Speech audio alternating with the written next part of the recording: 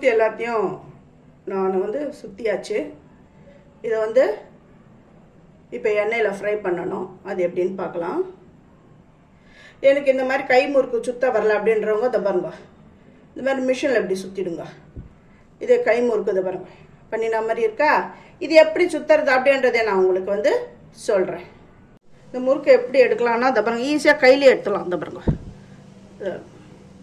இப்படி எடுத்து எண்ணெயில் போட்டு பொரிச்சிடலாம். முறுக்கை நான் இப்படி போடுறேன்.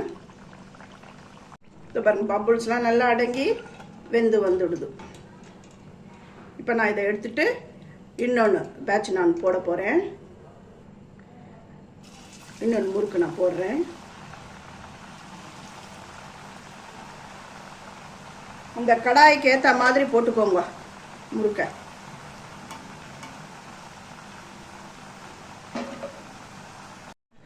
இந்த 2 முறுக்கும் ரெடி ஆகிடுது.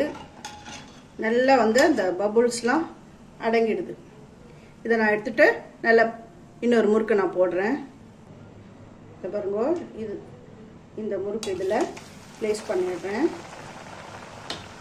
இந்த கடாயை ஃபுல்லாக அப்படியே நிரம்பிடுது பாருங்க.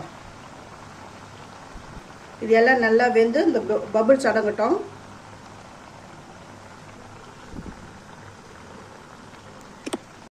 பாருங்க, பபுள்ஸ்லாம் அடங்கிடுது.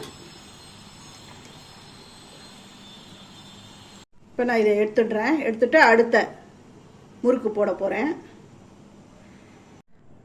அடுத்த முறுக்கையும் இதில் நான் ப்ளேஸ் பண்ணிடுறேன்.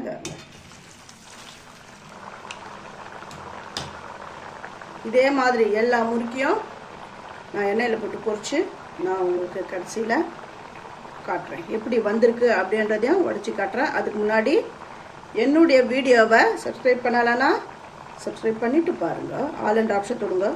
அப்போ தான் நான் போகிற ஒரு வீடியோவுடைய நோட்டிஃபிகேஷனும் உங்களுக்கு காட்டும், உங்களுக்கும் யூஸ்ஃபுல்லாக இருக்கும். இருக்குன்னு பார்க்கலாமா?